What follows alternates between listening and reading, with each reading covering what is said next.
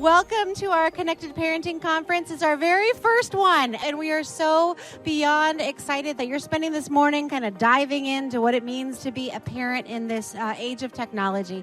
Friends, it is my great privilege to introduce to you our first speaker. Kim was a teacher for 13 years, and she saw the work that needed to be done when it came to youth and technology. And so she leaned in and started an organization called I Can Help, also called Digital for Good. And what Kim does is she goes into schools and she goes around the country. She's spoken to 500,000 people about how we can equip our students and our kids better when it comes to technology.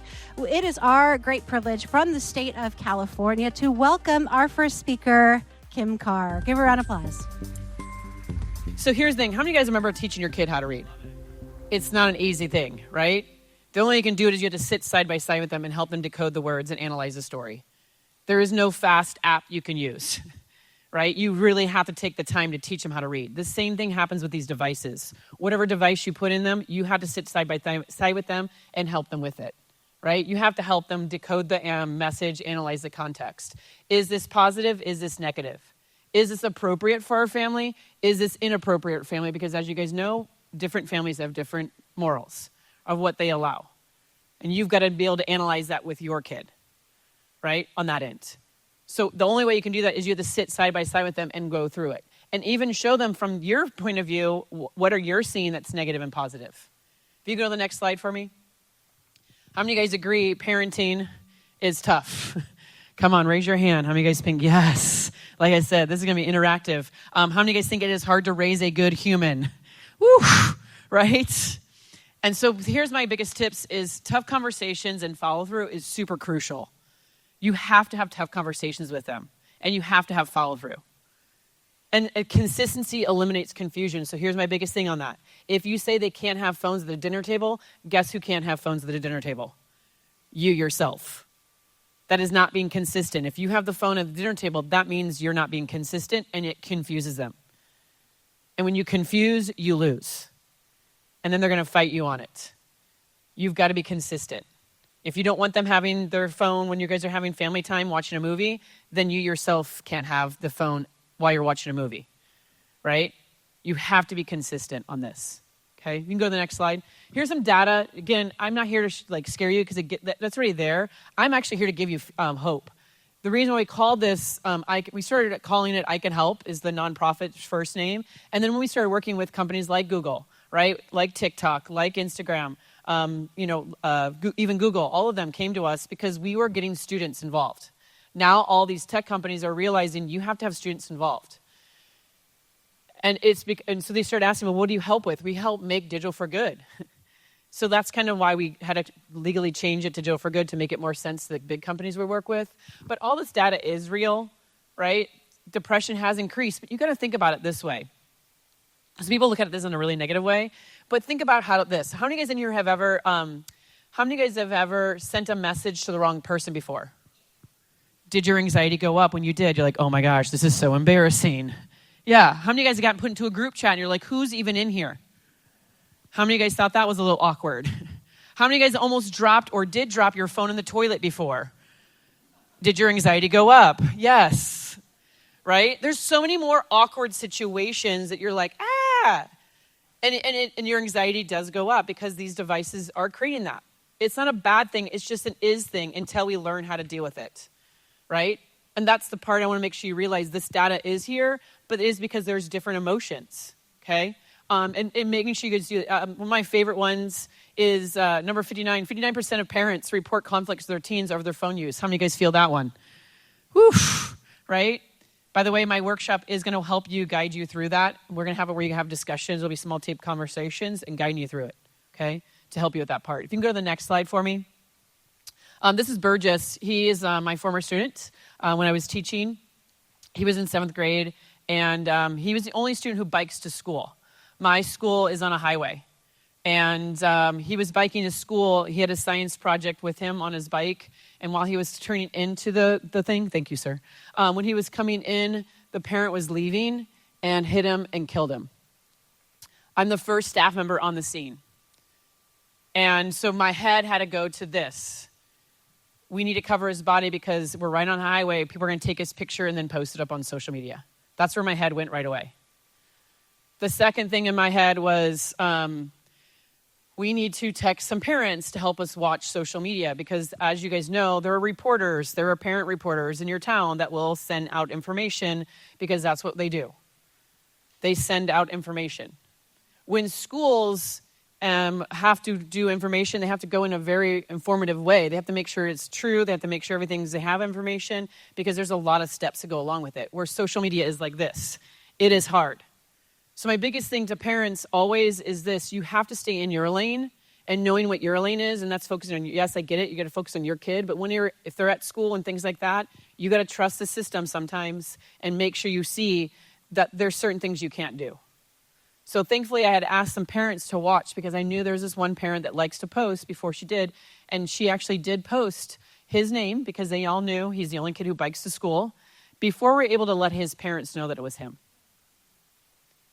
Thankfully, I was able to text those parents, and they were able to use words that I couldn't do as an educator to tell this parent to get that down. Making sure you guys do see, thinking of it from that perspective of, there's certain things we cannot do, and that is sharing minors' names. Minors' names, images, that is the number one thing that I'm getting asked to speak to parents about because they are wanting people to out children. These are minors.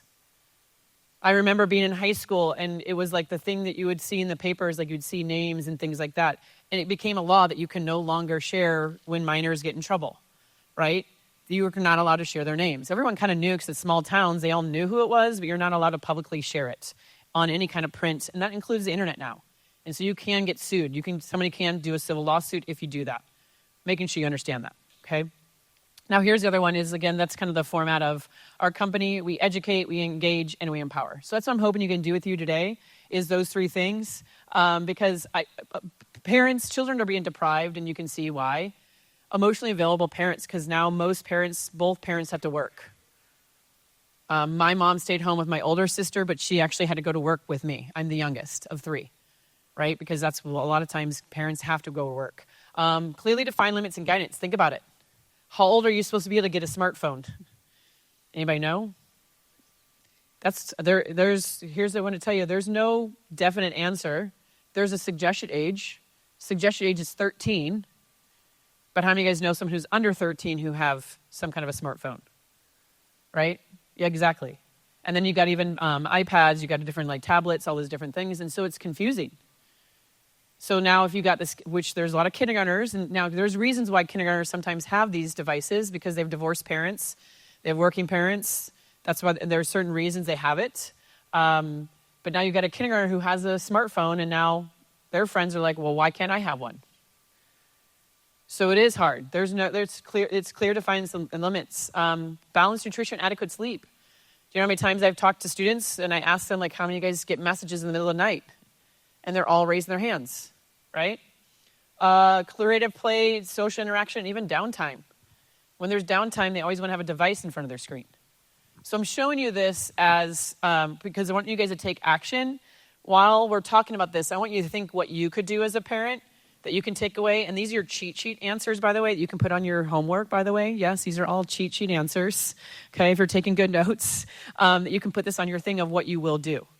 Right? You can see some of the things that people are starting to do. They're setting boundaries. What time should they be off their Wi-Fi? What time, should they have their phone plugged in, not in their bedrooms? Right? Their devices should not be in their bedrooms at night. Even their controllers. These things are so addicting. And would you put alcohol in a alcoholic's room? It is too addicting that it is so hard for them. So you got to make sure you realize there's certain things you want to do. Even making sure you listen and talk openly because it is such a different, being raised at this age is different. You want to listen more than you actually talk. And you can't judge because it's one of those things you got to figure out how you can have conversations, okay? My niece, when she was in high school, she came to me to show me, she's like, look what my friend just posted. And it was a pregnancy test. And she had posted it to her Snapchat story. And I looked at her and I said, is this how you would want someone to know that you're pregnant? She said, absolutely not. I said, what would you do? She's like, well, first I'd let my family know. And then I'd take one of those cute little, Instagram pictures where you have the little feet and whatever else. And it was a great conversation because I had told her, she lived in Iowa at the time and I lived in California. And I'm like, I don't live in the same area as you. And what was interesting, she had prom. And what was cool is that she had texted me the images of her with her prom pictures before she posted up on social media. She's like, I wanted you to see it before I posted it. So because I had that conversation with her about that hard conversation, if I would have freaked out and been like, right, and did a whole panic attack, do you think she would have came back with like that kind of a thing? No, it's like you got to make sure you're coming in with conversations or you're listening and kind of talking them through and try not to react, because when you show emotion, they're less likely they're going to come to you to be able to talk about those hard conversations, okay? More examples, what you can do is, again, making sure you yourself is spending an hour outside. Yeah, I got in at like whatever, midnight or 12:30 last night, but I told Adrian, I'm like, I have to get up and run just for a little bit because I got to get some outside time in. Knowing that I was going to have this event today. Like it is so important to your health to be able to have that, right? Just showing you a couple examples. Talk to them in the car. When I drive, it is crazy how many times I see when I drive, how many parents, like their kids are in the passenger seat with the headphones on. That's your best time to talk to them because they're trapped, right? That's when you can ask them questions. You can hopefully get things out of them, have conversations. Even play music where you can let them be in charge of the playlist and you be in charge of the playlist, or make playlists where it can be different songs together. Like there's all these streaming systems are so cool, okay? So here's what we're going to do is we're going to have a little exercise. The first question, you're going to give yourself scores by holding up your hands. 5, you strongly agree. 1, you strongly disagree. You give yourself somewhere in the middle if you're somewhere in the middle, all right? So the first one is, I compare myself to others online. Do you strongly agree? Do you strongly disagree? Where are you at? Go ahead and hold up your hand. Do you compare? Where's my Pinterest people at? Come on, you compare? Yeah. How about this one? I have lost out on sleep due to my device. Come on, keep it real. There we go. We're calling ourselves out now. Yes, that's good. All right, good. Here we go. Here's the next one. I feel pressure to keep up with the trends online. Where are you at? And think of your answer, right? How about this one? It is difficult to go a day without social media. These are all great questions you can talk to your students, your kids about, right? I feel more confident online than I do in person. You'd be surprised at what students say, right?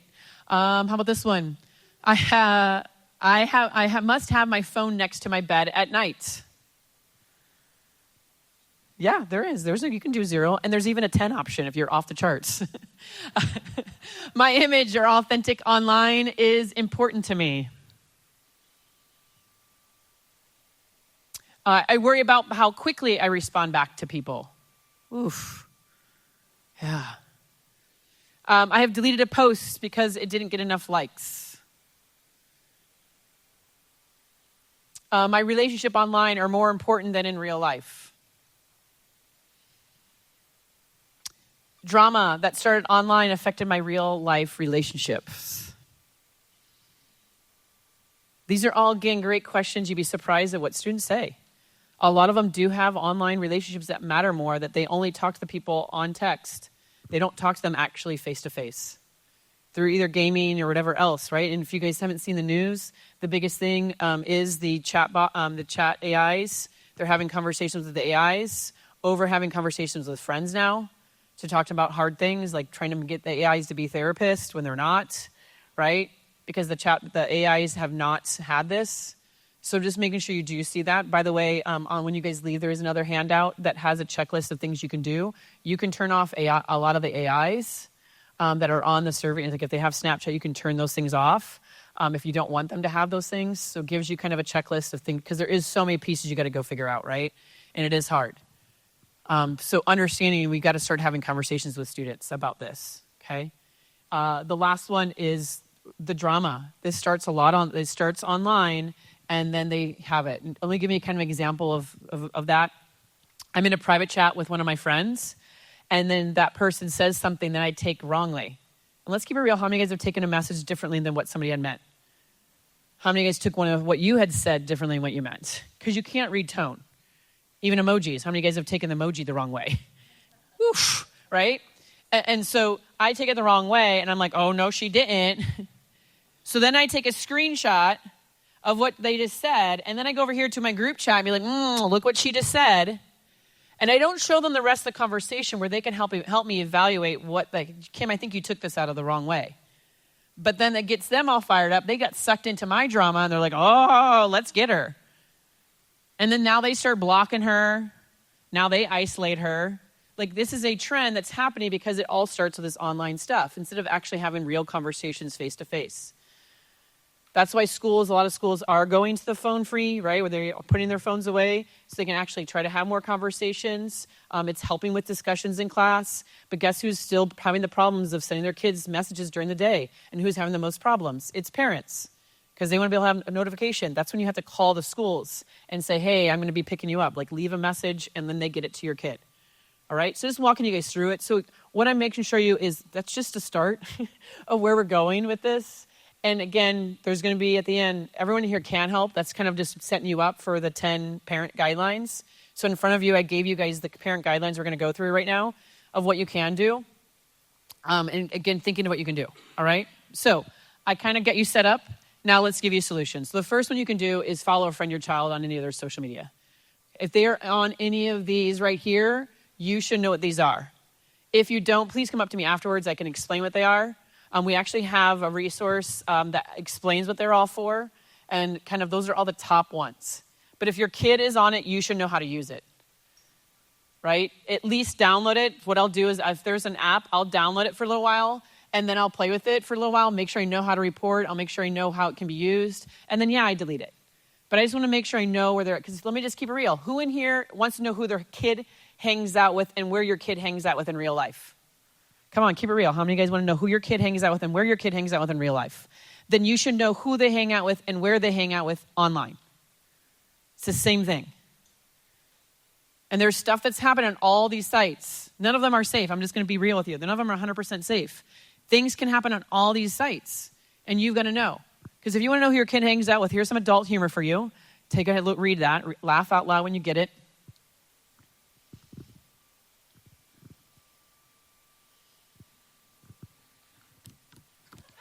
Thank you for laughing out loud. Yes. This is the reason why you want to know your kids' names. They change their usernames often. They change it weekly. On games, on Instagram, they change it. And what you need to realize is sometimes they have multiple accounts. You don't know. They have one that you follow and one you don't. If you ever say this line, and I love that Angie was vulnerable and shared a story about her own son, because a lot of parents will go, not my kid. My kid doesn't have Instagram.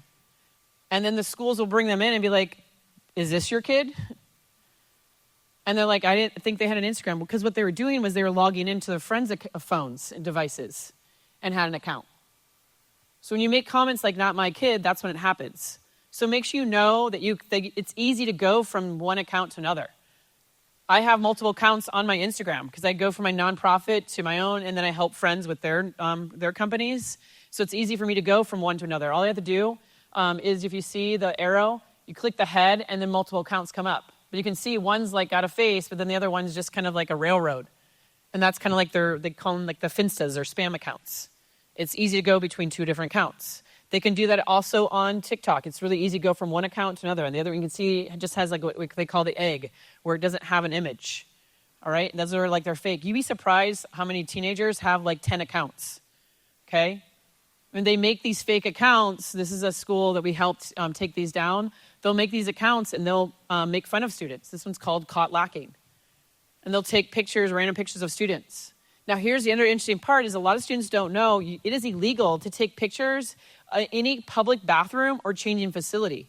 You can imagine why. But a lot of students don't know that's an actual law. So then we have to teach them that. That's not common sense to them. They're just used to people being able to take pictures everywhere. So I had to have that conversation with these students like, hey, it is illegal to take pictures there. And then I'm teaching them how to be what we call digital first responders of what you can do. When you see this, we need you to react. We need you to go into just like if there was a car accident, hopefully you'd be a first responder by calling what? 911. Hopefully you would get out of your car to go help the person, but not everybody's going to do that. And let's keep it real. Who would tap out if there was any kind of blood because you would pass out? Come on, who would not be able to go up, right? I'm never going to ask you to do something you're uncomfortable with. I'm never going to ask students to do something they're uncomfortable with, but I am trying to get them to a point where they will at least do something. So what can they do here? What they can do, number one, is they can report every single post. They can report the page. If they know the person who's doing it, they can go to that person saying, dude, this is messed up. But sometimes that's uncomfortable. I'm never going to ask them to do that, but I am going to say that could be something you can do. You can check on the people who are being targeted. Are you okay? I saw it was posted with you. I've got your back. If you don't know how to report, this is on Instagram. The 3 dots are there. You click on that. That's how you report. That's how you do it on a lot of them. On TikTok and on Snapchat, you have to hold the image down. A flag comes up, and that's how you report. Okay?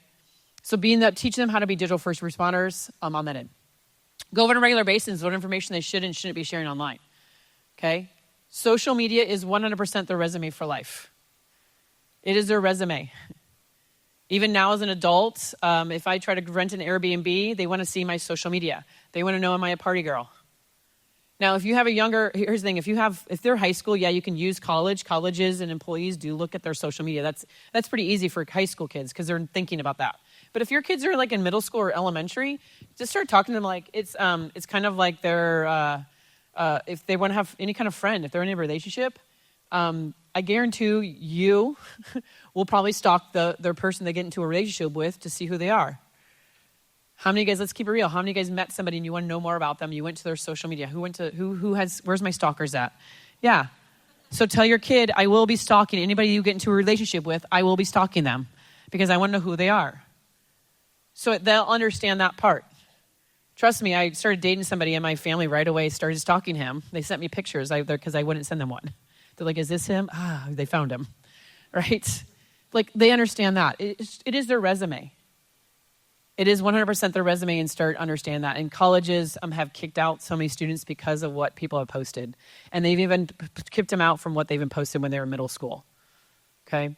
How important this is. Nothing, by the way, is private anymore. I've had so many, our interns, we have 200, by the way, we have about 200 interns that come with us every year because they see this is a problem. They're telling about us.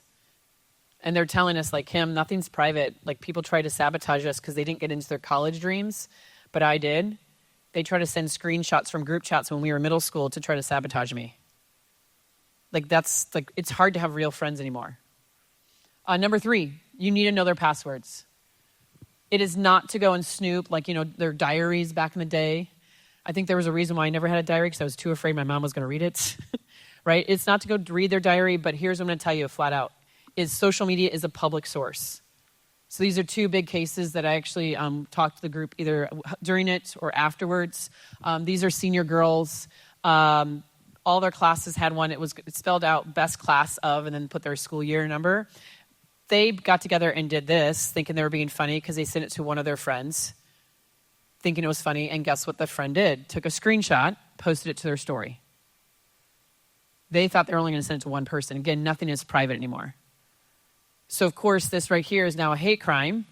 They're now in investigation. What's the first thing they take away from your kids when there's an investigation? Their phones. This is still on this kid's story. So now the news got a hold of it. And this now went on national news. So if that parent had the passwords to their kids' Snap and their phone to get in, be able to get into it, they at least would have been able to take it off their story so the news wouldn't have got a hold of it. So I'm just making sure you see, like, you want to make sure you explain to your kid why you need their passwords. It's a safety concern of why you need to have it. I have my parents' passwords because my parents get hacked sometimes, right? Just like any adults, that's who gets targeted is either really young people or really old people. And so they got hacked, and my dad has no clue how to report. He has no clue how to remove people. He has no clue how to block. So I went in there and did all that to the people who were trying to, take advantage of my elderly dad, right? So just showing you the reasons why, that's what you want to tell your kid. Don't just go in there and be like, I need your passwords. No, you need to go in there and explain the whys, right? Explain why. The next one is setting limits, right? You need to know their behaviors. How much time do you want them to be on their device, right? Because if they're using it too much. So if you don't know how to do this, I want you to pull out your phones now and even look at yours and have a conversation at your table. I want you to look and see, you can talk at your table while I'm saying this out loud. If you don't have an iPhone, just type in digital wellness in the search, because then I want you to look up how many hours you guys are spending and share at your table. Because everyone uses their phone differently. If you can see, I have 6 hours and 57 minutes, which is really high. But then if I click again, it shows me how I'm using it. And I have 4 hours and 49 minutes is on Waze, my directions, because I travel a lot. right? I have 2 hours and 41 minutes is on Facebook because I was doing a Facebook Live for work. So you can't judge me because of what I'm doing. But it's a good for you to kind of figure that out, right? So go look and see if you have it. If it's not set up, you might want to set it up because this is where you start to have a conversation with your students about it. How are you guys using your device? Because everyone uses their device differently. Maybe you want to share their hours out loud because it's just kind of good to see different people's numbers. 4:43. Anybody else want to share theirs?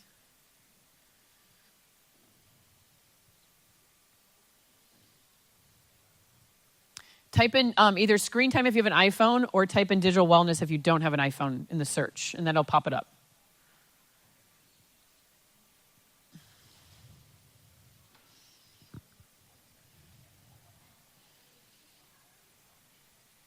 And this can be a great weekly conversation with your kids. And then it's like, hey, what do I need to change, right? Sometimes I do need to call myself on how much Netflix time I have. Because I'll see it, if I think it's over the time I want to spend, it's easy for me to call myself out. And that's when I'm like, okay, I need to watch less shows this week so I can get myself outside, right? If I'm spending too much time in a game, I'll delete that game for a couple weeks, right? So just showing you this is good for you to have a weekly conversation with your kid on this one, all right? Make sense? You guys can keep looking. I want you guys to make that interactive. Next one is looking for signs for abuse, right, and addiction. And again, it goes back to teach them how to be digital first responders. Teach them how to be digital first responders. Here's what middle schoolers do a lot is they'll do these like ship or dip accounts. And what that is they'll put a ship is like, should we put these two people together? So they wanted to ship Sebas and Krista together. Like, oh, cute. Should we put them together? Right? Ship, like put them as a relationship, or should we dip them, not put them together? And then they'll go, and if you can see, they'll go like, there's 12 people who like, there's 7 people who commented. I love that the student in the red was a digital first responder because we train these students on what to say.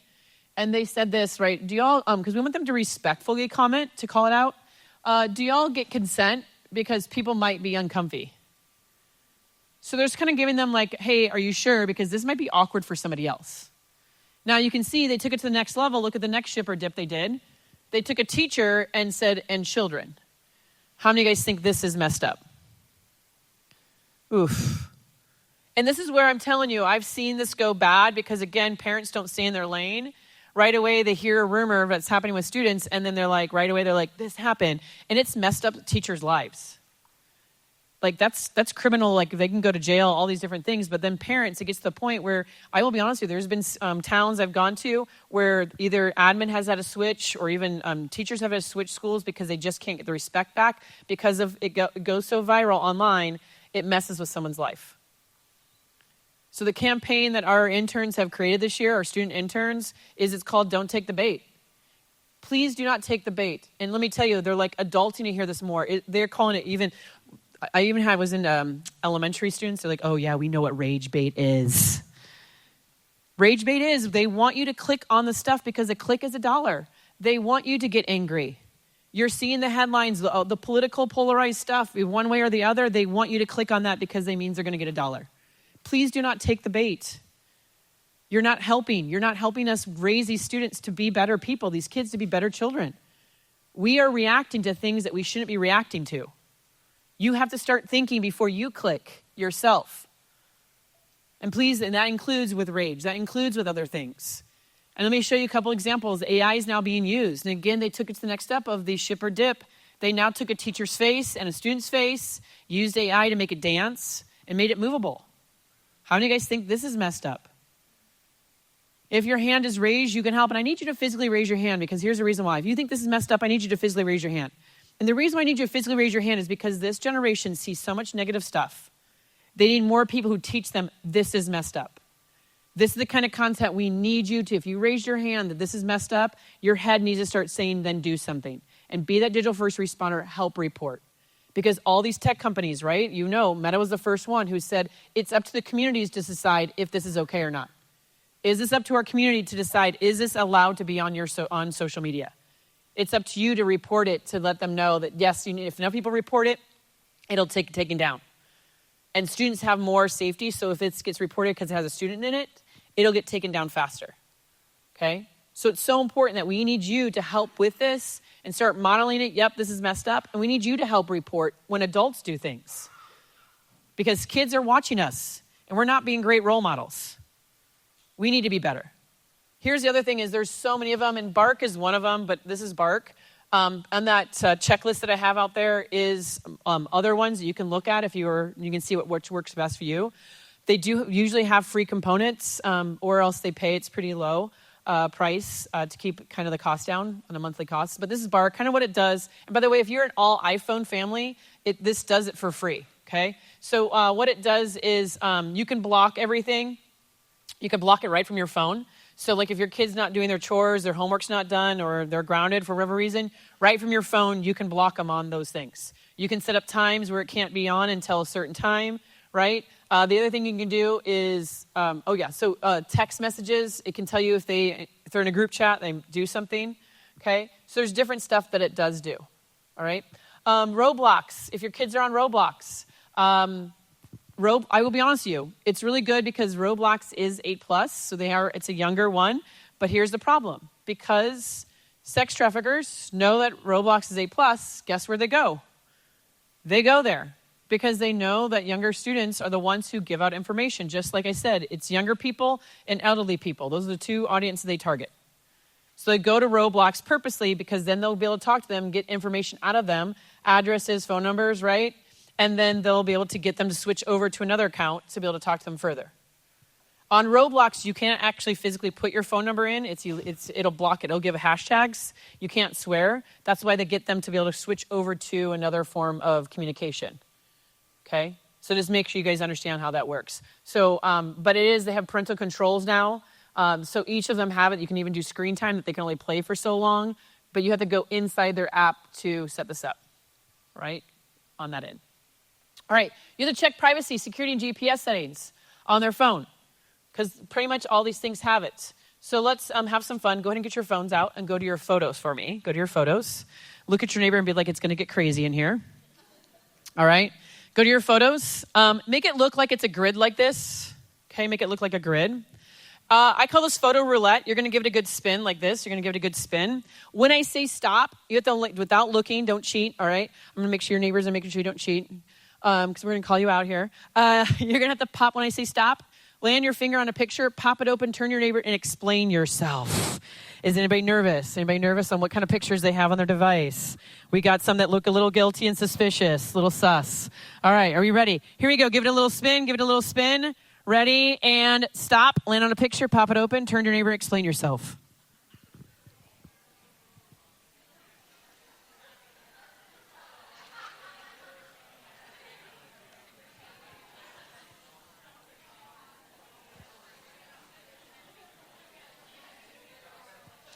And then leave that picture open.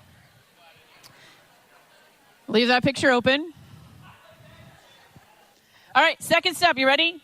Leaving that picture open. Second step is this, swipe up on the picture. When you swipe up, the information is in. Every single device has what's a digital footprint. Students, even a lot of adults don't understand digital footprints, but who in here watches crime TV? Come on, where's my crime? Yes, which is really popular now.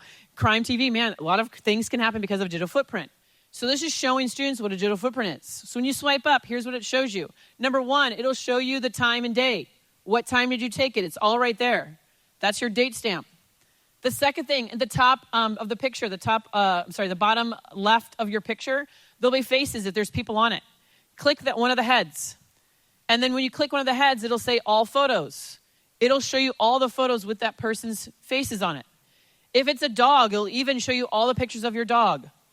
A lot of students are like, even my baby pictures came up. Yes, because that's your face. It can recognize your face all the way down from when you're younger, right? So test it out while I'm talking to you about it, right? That's what I want you to do. Test it out. If you click the face, it'll say all photos. It'll pull up all the pictures of that. That's facial recognition, right? Now, the last thing, if your location is on, my location is on, it'll have the map exactly where you took the picture. Now, if you don't have your maps on, it'll say add location. That means your location's off, which that's up to you. Let me make sure I explain. I have mine on because I travel so much. I like having my footprint of where I was when I took the picture to remember where I was. And it's easy for me to pull up pictures because I can go to the map and be like, okay, well, this happened here. But here's what I know. If I take a picture of myself at my house and I text it to someone I don't know, can they find out where I live? All they have to do is save it, and they can just swipe up. They can see exactly where I was when I took that picture. I found this out years ago from a high school student because they said, oh, yeah, I found out he was cheating on me. And I was like, how did you find out? Because he sent me a picture, and I saved it and swiped up, and I found out he was at her house. I was like, ooh, scandalous. I was like, thanks for showing me that trick. So I'm just making sure you do see it. There is some cool things of how it can be, but making sure that they know that. If I take selfies, I do it with Snapchat because it doesn't save my location. I'm able to save it that way, and I can text that picture that way, right? The next thing, if you see the second screenshot there is, it says from Sarah. Cops were having a hard time when they were doing investigations. How do I find out? Because they were dealing with so many screenshots, because that's like receipts, as they call them. How do I tell who started the drama first? And so if it's you won't be able to tell from yours because if you're the one that took it, but if someone sends you a picture that's a screenshot, when you swipe up, it'll say the person's name. The last one, because I think it's kind of fun just to show you and show students see, even my cat has a footprint. If you pick a picture of an animal, if it says cat, if I push that, it'll go Google search, it'll tell you what kind of cat it is. If it's a landscape, like a famous land thing, it'll even tell you what landscape that is. Plants. Thank you. Yeah, it pretty much does with a lot of things. That's a footprint. Okay? So you need to know if locations are on. Instagram now has exactly what's just like Snapchat. So if you have an Instagram account, go ahead and look at this for me. Go to your page, go to your Instagram. At the top, under the DMs, at the very top, right? The DMs.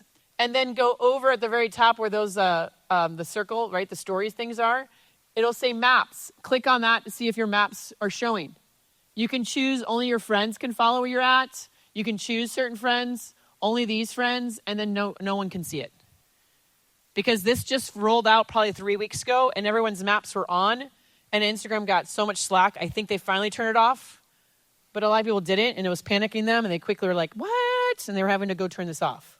Because mine was on, but then I got the notification from somebody. I was able to turn mine off. Okay? So making sure you know if locations are on. Same thing, Snapchat has it. It's cool, though, if you ask students, especially if they're in high school, how are you using Snap Maps? They're using it in a cool way, right? They're able to go have coffee dates with people. My nieces are really particular about who they allow to follow them on Snap. They let anybody follow them on Instagram, but they don't let anybody follow them on Snap because they want to have their Snap Maps on. Because then they're able to go have, they're like, oh, cool, let's go have a coffee together. We're right by each other. So it's just they are using it in neat ways, okay? And making sure you're just having conversations with them. All right, number 7 is discuss with a child about who they friend. This is important. Who are they friending? Because, again, they're following fake accounts. Do you know who your kid is following? Your kid is going to be who they hang out with. The top 6 people they hang out with, that's who your kid's going to be like. So here's an account, and again, I can see there's 126 kids who are following this mean account that was making fun of students. They were doing things like tag students who you think have the big butt. It was really mean. It was really hurting a lot of students' feelings. And there's 126 people following it, and so I could click on it. I can see all their names. There's Chloe at the top, right? I can usually see their faces. There's Andrea, Madeline, right? I can Jay, Jesse. They're all following that. They're putting their names on there saying, my name is, and I approve of this account. My name is, this is okay. Other people should follow this. They're giving it an approval. And it made other people want to follow it. So do you know who your kid is following? So if you're going to come tomorrow to the lunch with loved one, or please invite whoever if you think someone should come. We actually have them sit with their kids, and I'll give you guys time while you're eating to actually pull up your kids' phones and have them look at who they're following, right? So that they can explain who they're following. You can have that conversation, right? Gamers, if you have kids who are gamers, you want to know who they're hanging out with online too, because they make mean comments. I promise you, I had to really down this down of what they actually do say. But they're making really messed up comments online. My biggest thing to gaming families is this, and I know sometimes it's hard, but try not to let them have their gaming accounts or gaming devices in their bedrooms. And the biggest reason why is because they're making these kind of comments. I get it. They're loud and obnoxious. So a lot of them are like, Kim, I need them to be in their rooms. I understand that. Then make sure they have their doors open. And go in there and make sure you go in there and listen to how they're talking, because they usually have the headsets on. So now the parents really can't hear what they're saying. You need to go in there and even listen to what they're saying. Because again, you want to know who your kid is hanging out with and what they're saying. Right? I think that's the biggest part on that end. I'll go and play. I'm horrible, but I like to go play because, again, I want to be in their world. I want to see how it works and how it operates. Talk about what a negative or inappropriate comment, picture, or post is. It's going to get even crazier. Oh, man. Hang on. Let me just go back because I don't want to mess it. My transitions didn't come in, but that's okay. All right. So go to your text messages for me. Go to your neighbors and be like, this is going to get crazier. You didn't think it was, but it's going to. Can you make the slide so that, I don't know, the transition, it's okay. Don't worry about it. The very top is you're going to the search section. I'm going to spell out a word here in a second, okay? You're going to type it in. This is called conversation confession. You're going to confess how many messages come up with this word in it, okay? By holding up your hand, you've got to confess, all right? If it's 3, you'll just hold it up like this. Now, think again if you have 3. Top right, it'll say see all. That means you have more, you're busted, okay? That means you got to click on it, that means you have more. If you have a lot, you're going to just indicate that you have a lot instead of counting and exposing yourself too much. Just go like, I'm scrolling. If you have a lot, be dramatic and be like this, okay? I guarantee you a lot of you guys are going to have a lot. All right. Second step, you're going to look at your digital footprint. It's going to tell you exactly when you sent this message or when this message was sent. It's going to tell you where. Was it in a private chat? Was it in a group chat? It'll tell you who said it. It'll say their name. It'll bold their name. It's going to call that person out. All right. Third step, you're going to reflect. Who's the problem? Who is saying this word the most? All right. Make sense? Are anybody nervous? I got you where you want you. You got to confess here in church. All right. You ready? Here we go. Type in W, T, F, search, and confess. Again, if you have a 3, think again. Top right, it'll say see all. You're busted. You have more. I don't see any hands. No one wants to confess out loud. We got our first scroller. We got our second scroller. There we go. Yeah, I see you. If you think you have 3, think again. Top right, you have says see all. Second step, look at your digital footprint. Third step, reflect. Who's the problem? Is it you? Is it your partner? Yeah, who's the problem? Is it your work spouse? Who's using it the most? Is it your mom? Sometimes it's the moms. Who's the problem? Where's my angels at? Who had none? Good job. I'm proud of you. All right. Now, here's a fun thing. Why you guys are laughing at that, right? Is students will come up and they'll tell me afterwards, like, Kim, oh my gosh, I had so many. And they're calling themselves out. And I have them actually will type in your favorite swear word. And they'll type in F-U-C-K and they're like, woo. And yes, I played sports all the way through college. Aaron Judge from the Yankees is one of our ambassadors. So I get to work with a lot of pro athletes. And so this brand is a big thing. The words that you're using is a big deal. So I had athletes who come up to me like, Kim, I'm getting in trouble with my coach because I swear too much. And they're thinking the recruiters aren't going to recruit you. They're probably right. They're watching how you walk up to the field, how you leave the field, how you talk to your parents, how you talk to your friends. And so one student told me, he goes, I saw how many times I did it. He went to settings. He went to autocorrect in text. He made it change every time he tried to type in F-U-C-K. He made it change it to fiddlesticks. I'm like, that's hilarious. You're a genius. He started telling his friends, it automatically changed it. They started using words fiddlesticks because they started seeing it. Again, your kid is going to be who they are 6 people around them. Now, to have fun, type in love you, and let's see if you're saying it enough. Is your kid saying enough to you? Is your spouse saying enough to you, right? Do you need to say it more? And with something positive, right, on that end to see if we have it.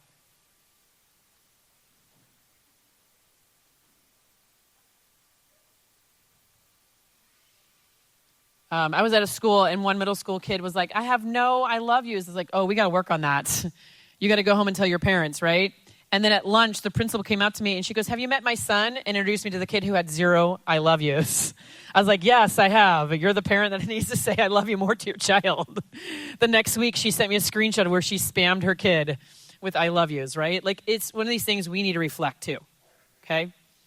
Because here's what they're doing is they're going into group chats, making group chats, and they'll change the name. This is a footprint.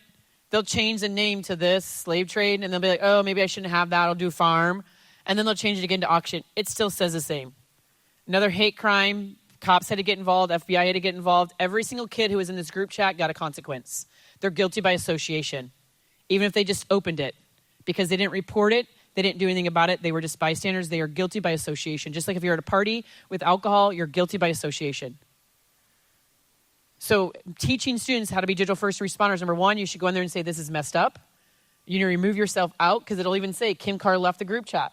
Text your friends, telling them to get out of the group chat, right? I had one school who this actually happened to them, and they go, we went to the kid who made it saying, dude, you need to turn yourself in because we're not going to snitch on you. And the kid did, and they gave him less of a consequence because he took responsibility. And that's what we're trying to get students to do, is take responsibility. It's okay, you're going to mess up, you're a teenager, but we need you to take responsibility for what your actions are. Okay? Now, here's the other one, by the way, this should be a transition, so I apologize, but the first one would have been, it just says nudes. So what they'll do is they'll send a message that just says nudes on Snap or wherever, and that means, send me pictures.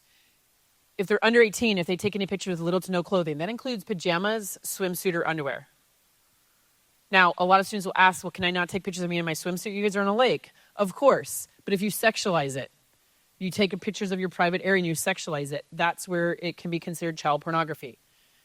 I know all this because when after 2 years of doing this, my own niece was in 8th grade. She took these pictures. She had to go into the police station, had to do an investigation. She got a charge for taking these pictures. The student who she sent them to got a larger charge because he started sharing them.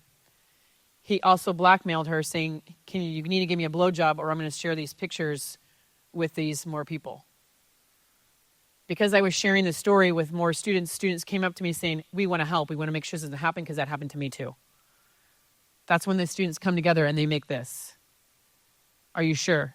Are you sure you want to send this picture? Are you sure you trust the recipient? Are you sure they won't share with your entire contact list? Are you sure you want to give them that much power? This is not just with nudes. This is also with memes. A lot of boys think they're funny with memes.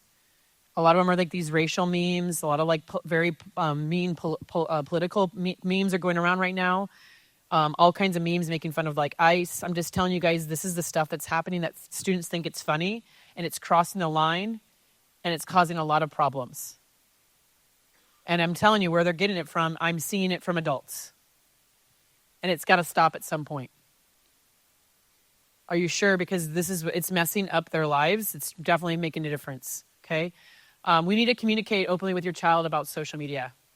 So what I do is I like to give them scenarios and have them walk me through what would you do if this happened, right? If you're in a gaming situation and they start blaming other people poorly, is this appropriate or is this inappropriate? And how would you handle it? This is a big one that happens at all ages, especially, trust me, I go down to even second graders now because there's problems down there. And they're all in group chats. They're in some kind of a form of group chats. Jade's in a group chat with some friends and is upset with Sophia, so she creates a new group chat with everyone except Sophia and names it the Real BFFs. Is this appropriate? Is this inappropriate? And how would you handle it? And walking them through these different scenarios, here's the other one that's big, is even if they say don't report or don't tell an adult, this is a huge thing that if that happens, teaching your kid right away to tell an adult. Now, I'm going to honestly be honest with you, is know who your kid's trusted adult is. That's going to be in my workshop. I'm going to be kind of having you guys go through a couple things and making sure you fill it out on a handout. Ask your kid who their trusted adult is, okay? I think that's important. My mom has massive anxiety. I'm going to be honest with you, my mom was not my trusted person. Because if I went to her with something, she has so much anxiety, she freaks out and she panics and she gets into worry mode. And she's not a good person to talk about emergency stuff with. So she knew that and I knew that. So she started asking me, hey, have you talked to your trusted person yet this week? And because I had coaches and I had teachers at school, she made sure I was talking to that person about those situations. That's how you can be a trusted, that's how you can help your kid. It's okay that they don't come to you about everything because sometimes it is embarrassing to tell you as a parent, right? And the last one is know the trends. Okay, you need to know the trends. I know they used to have apps where it was hiding things. They don't now. Even if you test it out, go to a photo on your photos, hold it down. If you hold it down, this will come up, and so now you can hide it. If there is a password, that means you've set it up. If you put in a password, that means that if there's no password, if asking you for a password, then that means you're setting it up. All right. A lot of them will put their photos in Snapchat. Okay. AI is being used a lot. And what they're using AI for is people in poor countries are using AI saying, hey, how do I talk to a 12-year-old in Alexandria, Minnesota? Because then that's why it's called sextortion. There are 2 documentaries. One is on Amazon, one's on Netflix about sextortion. Once they get them to send a picture or a video, then they'll give me $500 or I'm going to share your entire contact list. I'm going to be honest with you, they mainly target males because they're finding out males, it's easier to get images out of males than females because females have to have more of an intimate relationship. I'm not saying that females aren't doing it, but they're having more success with males because males just don't have a problem sending that imagery. They don't have a connection to it. All right, so we do have the tools. A lot of students are coming to us. We're teaching them of stop the chat right then. Actually put your phone on airplane mode because it's showing the person you're offline. Get screenshots. Cops are going to have to get involved, unfortunately. You're going to be embarrassed. But I promise you, they're not really charging for this because they know it's a problem. They're just trying to get it to stop. That we need to make sure we're getting that support, okay, on that end. And again, knowing the trends that students are using AI to talk to chatbots about counseling stuff or learning about sex. Okay, they're using chat boxes.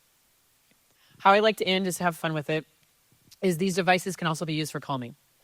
All right, so here we go. Have some fun with it. You ready? The first way you can calm your kid is ask what their screensaver is. So turn your neighbor and show them your screensaver. I guarantee it's going to change your mood. It's probably going to make you smile. Yes, look at those faces. Right? Yeah. And kids change their screensavers all the time. The second one, how you can use your device to calm them down, is music. Create playlists. I have different playlists for different moods. I have one for beast mode. That's for when I play sports or when I'm driving students to sports things, right? Getting them in the mode. Forget them. They break up with a lot of people. So when they break up with somebody and they're all sad, nope. Get your power back, and I make a playlist about forget them. Pump up the car, if you're when you're getting to pick them up from school and you need them to get pumped up about something. Or this is for teachers. I made a shorter sub because they're short subs a lot. That's getting them ready for the school day, right? So I make playlists for my friends to get them ready. Make a playlist for your kid, right? Calming them down. Ask them, hey, what is your therapy? What do you go to calm yourself down? Where's my shoppers at? Yes, my online shoppers. I guarantee that calms you down, doesn't it? They might use a game to calm them down. So figure out what your kids are using it for. The other one you can do is calming them down is ask them who their human connections are. Who do they reach out to? Who do they text? Who do they call? Who do they FaceTime? Now, this is important because there are a lot of students who isolate. You need to check and see if your kids are calling people. They're not just texting. Convince them to start either FaceTiming or calling more people. I love doing audio messages. I've taught my interns this because a lot of them were sending me text messages when they would get into their college, their dream colleges. I'm like, no. This should not be a text. This should be a call or a FaceTime or something because I want to hear your excitement. If it's something sad, the same thing. I don't want it to be a text. I want to be able to hear it. So I started training them because that's how I respond to them. I respond to them with a message. All right, so check that. And then another way you can calm them down, again, I was a PE teacher, so movement. You can have I'd love it for you guys to even look at yours. How many steps do you have? So every device you have, it is tracking how many steps you're taking. And this is another weekly, while you're doing your screen time, you can be checking how much movement you're having. If it's really high, I guarantee you there's less stressed. If it's really low, that means they probably need to get outside and go do something. Okay, so it's showing you those different pieces. Again, we have internship program. If you have any students that you know, it's all done virtually. Sometimes we do. We have big events at Google, big companies. Discord just said they want to host one for us. We do have sometimes in person, but they meet virtually. They get great hands-on experience. Some of them are doing it for college credit. Some of them are doing it for experience. What I have, like I said, sitting out there, and if you're going to come to my workshop, I'm going to walk you guys through some of this stuff. And you're going to hand out, it's the checklist, but that's sitting outside there. The other one that's out there is a device agreement. I'm not a big person about contracts because contracts can be broken, and I guarantee you teenagers are going to get in trouble. They're going to break the contract. I'm about an agreement and a conversation. So it's really a conversation walking you through it. So that's out there as well for you guys to grab, and then they can send it out as a follow-up. So here's how I'm going to end it is each of you guys in here can out. The question is, will you? So here's your chance to fill out your homework card. I'm giving you guys kind of a cheat sheet if you want to write any of these, right? I'll come around and give you guys A+, or you're going to show me your cards when we have a conversation today. If you guys like this, if you thought this was helpful, again, I'm doing this with a lunch to a loved one tomorrow, where they bring their kid in, have lunch, sit with them, and we guide them through it. And it's way more interactive because we actually do the activities I showed some of you. There's more. All right? How many of you guys got one thing out of this today? How many of you guys got something out of it? Yes. All right. So turn to your neighbor and turn to them right now. Point at your neighbor right now. Point at them and say, you can help. And then tell them, I will help, and explain what's one thing you're going to do. And just for fun, can we get one person to share what they're going to do? Anybody got their I will statement? So I can give you an A+ live. Who's got their I will statement? Who wants to be a good volunteer? Right there, yes. I will set a tech-free family time. Can we give him a hand for that? Yes. I love it. A+, sir. There's our first A+ student. Can you guys give yourself a hand? Thank you guys so much for coming in here. Please let me know how I can support you.